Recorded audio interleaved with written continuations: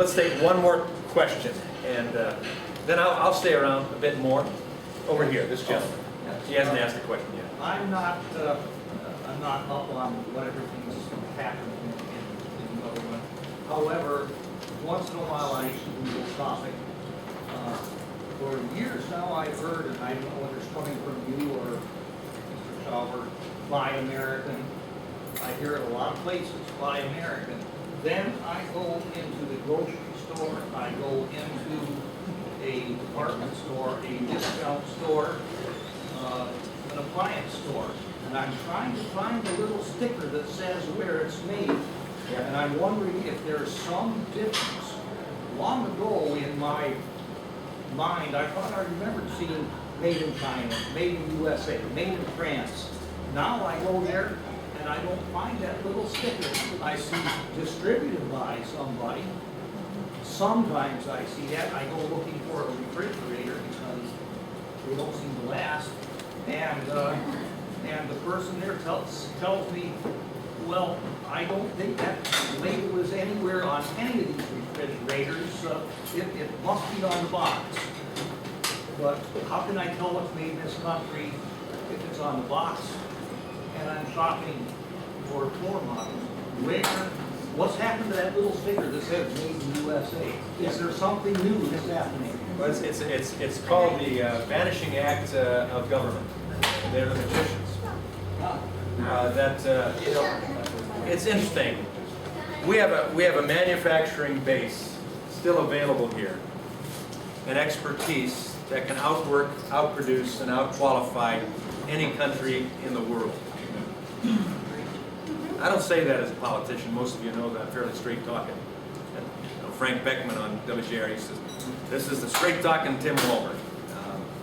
I get in trouble for that sometimes, but I truly believe that.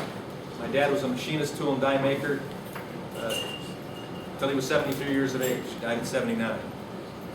I know the effort, the work, the quality that's there.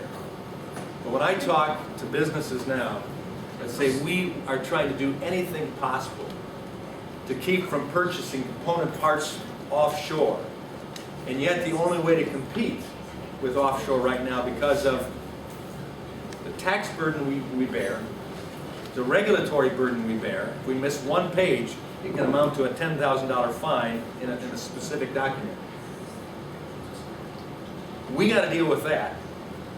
China, India, Korea, others don't deal with that at all. They're in their industrial revolution. So we have to succumb, and we buy certain component parts in order to put in our machinery or whatever else we're producing.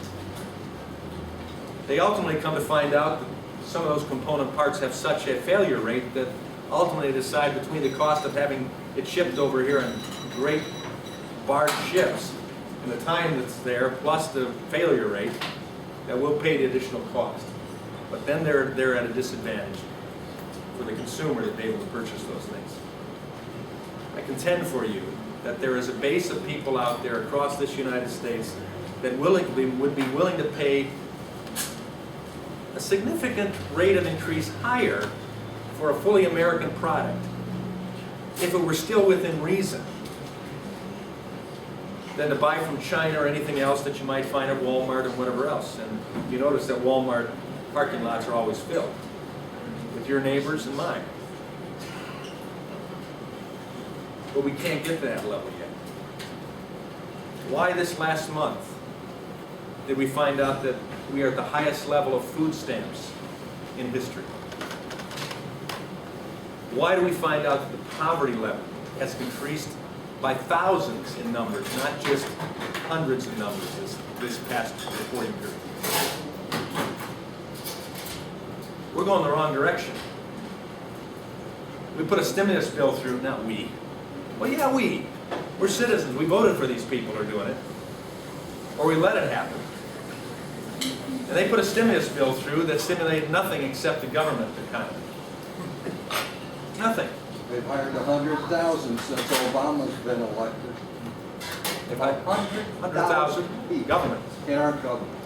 And the health care bill alone will require 16,500 new IRS agents. 70,000 census Woo. You start to wonder, why?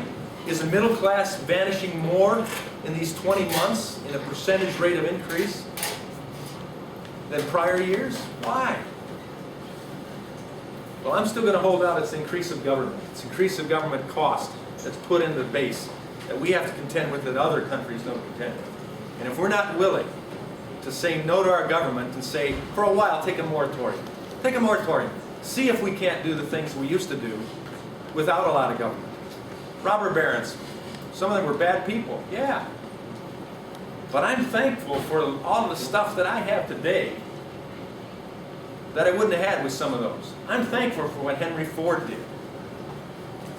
And did he do it as environmentally sound as we do it now? No. Was the assembly line as safe as it is now? No. And we're still progressing. That's a good thing. But let's make sure that we don't put so many roadblocks and hurdles in our way that it's not the other country that competes against us, it's our own government that competes against us and makes it impossible for us to achieve.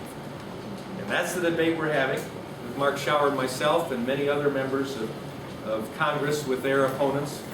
And I think it's a debate we're having. And I'm glad that today Pat allowed us to be here to have this forum. And I wish it could be more, and Kathleen knows that I can go on and on. I'd love to have this type of thing. But we'll be back, we'll be around. We're doing town halls all across this district day in and day out. Some days multiple town hall meetings like this, and you're welcome to join us at any of those. So, Pat, thank you for letting us take care.